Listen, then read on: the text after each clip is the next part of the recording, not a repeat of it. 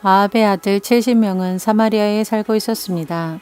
예후는 사마리아에 있는 이스라엘의 관리와 장로와 아합의 아들을 보호하고 있는 사람들에게 편지를 써서 보냈습니다. 예후는 그 편지에 이렇게 썼습니다. 왕의 아들들이 당신과 함께 있어. 당신들에게는 전차와 말들이 있고 성벽이 있는 굳건한 성과 무기가 있어. 그러므로 이 편지를 받거든 즉시 왕의 아들들 가운데 가장 뛰어나고 쓸만한 사람을 왕으로 세우고 당신들은 왕의 집안을 위해 나와 싸울 준비를 하시오. 그러나 사마리아의 관리와 장로들은 매우 두려워하며 말했습니다. 두 왕도 예후를 막지 못했는데 우리가 어떻게 막을 수 있겠소? 왕궁 관리와 성의 지도자와 장로와 아합의 아들을 보호하고 있는 사람들이 예후에게 사절을 보내어 말했습니다. 우리는 당신의 종입니다. 당신 말이라면 무엇이든지 따르겠습니다. 우리는 누구도 왕으로 세우지 않겠습니다. 당신 마음에 좋을 대로 하십시오. 그러자 예후가 두 번째 편지를 써서 보냈습니다. 당신들이 내 편을 들고 내 뜻을 따르겠다면 왕의 아들들의 목을 베시오. 그리고 내일 이맘때쯤 이스라엘로 나를 만나러 오시오. 왕의 집안에는 아들이 70명 있었습니다. 그들은 왕자들을 보호해 주던 그 성의 지도자들과 함께 있었습니다. 그들은 편지를 받고 왕자 70명을 붙잡아 모두 죽였습니다. 그리고 그들의 머리를 광주리에 담아 이스라엘에 있는 예후에게 보냈습니다. 사자가 예후에게 와서 전했습니다. 그들이 왕자들의 머리를 가져왔습니다. 그러자 예후가 말했습니다. 그 머리들을 두 무더기로 나누어 아침까지 성문에 놓아 두어라. 아침이 되자 예후가 나아가 백성 앞에 서서 말했습니다. 여러분에게는 죄가 없소. 보시오. 요람 왕을 없앨 계획을 세운 사람은 나요. 내가 그를 죽였소. 하지만 이들을 죽인 사람은 누구요? 여호와께서 하신 말씀은 절대로 어긋나지 않는다는 것을 여러분은 아셔야 하오. 여호와께서 아합의 집안에 대해 하신 말씀은 다 이루어질 것이요.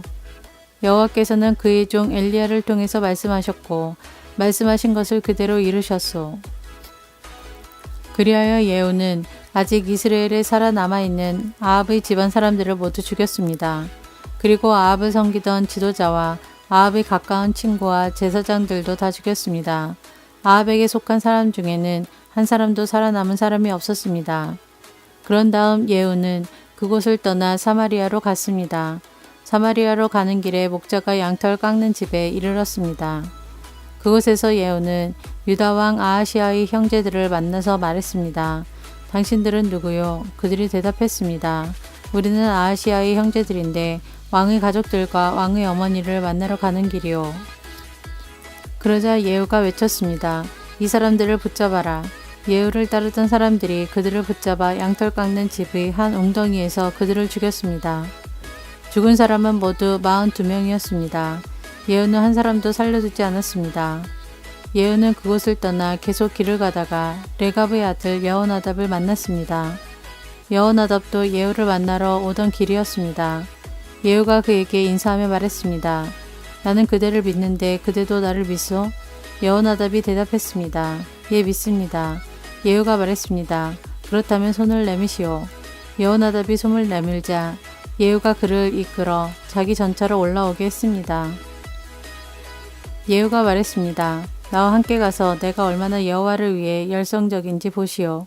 예후는 여호나답을 자기 전차에 태웠습니다. 예후는 사마리아로 가서 아합의 집안 사람을 한 사람도 남김없이 다 죽였습니다.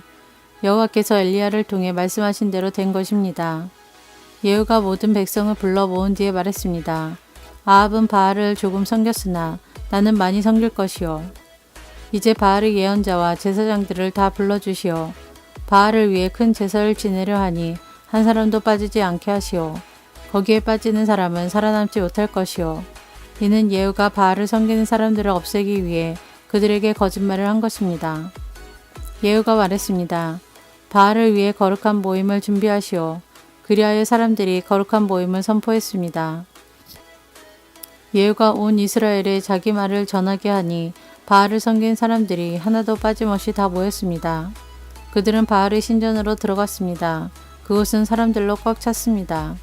예후가 예복을 맡은 사람에게 말했습니다. 예복을 꺼내서 바알을 섬기는 사람들에게 주어라. 그리하여 그가 예복을 내었습니다. 예후와 레갑의 아들 여호나답이 바알의 신전으로 들어갔습니다. 예후가 바알을 섬기는 사람들에게 말했습니다. 여러분 가운데 여호와의 종은 한 명도 있지 못하게 하시오. 여기에는 바알을 섬기는 사람들만 있어야 하오.